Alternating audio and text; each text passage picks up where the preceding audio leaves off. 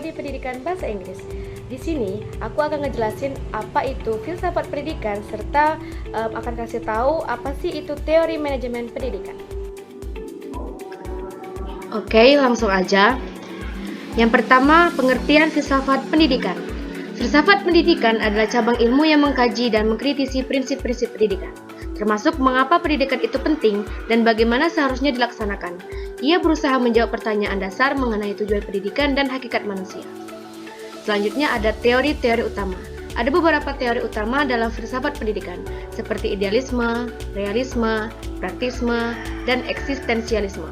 Masing-masing teori memiliki pandangan berbeda mengenai bagaimana pendidikan seharusnya dilakukan dan tujuan apa yang harus dicapai.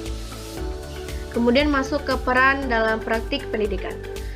Peran dalam praktik pendidikan filsafat itu berfungsi sebagai landasan bagi kebijakan dan metode pengajaran. Ia membantu pendidik memahami nilai-nilai yang ingin mereka tanamkan kepada siswa. Dengan memahami filosofi, guru dapat menciptakan lingkungan belajar yang mendukung perkembangan kognitif dan emosional siswa, menjadikan pendidikan lebih efektif dan bermakna.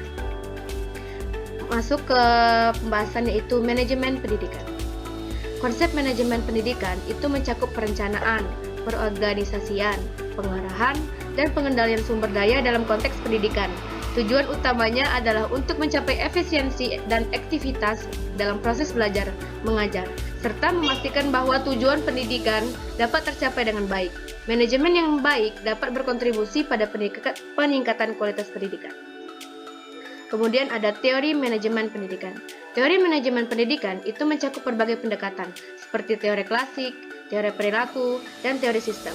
Setiap teori menawarkan perspektif berbeda tentang bagaimana institut pendidikan seharusnya dikelola.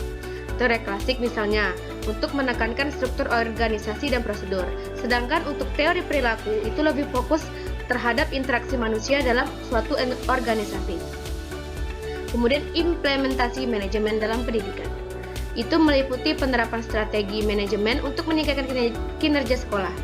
Ini termasuk pengembangan kurikulum, pengelolaan sumber daya, dan pengembangan profesional untuk guru. Dengan manajemen yang tepat, sekolah dapat menciptakan lingkungan yang mendukung pembelajaran dan pengembangan siswa. Kesimpulannya, filsafat pendidikan dan manajemen pendidikan saling terkait dan saling mempengaruhi. Memahami keduanya itu membantu menciptakan lingkungan belajar yang lebih baik dan mengembangkan praktik pendidikan yang efektif. Melalui penerapan teori dan prinsip-prinsip ini, pendidikan dapat menjadi lebih bermakna dan berkualitas. Pendidikan itu saling terkait dan saling mempengaruhi.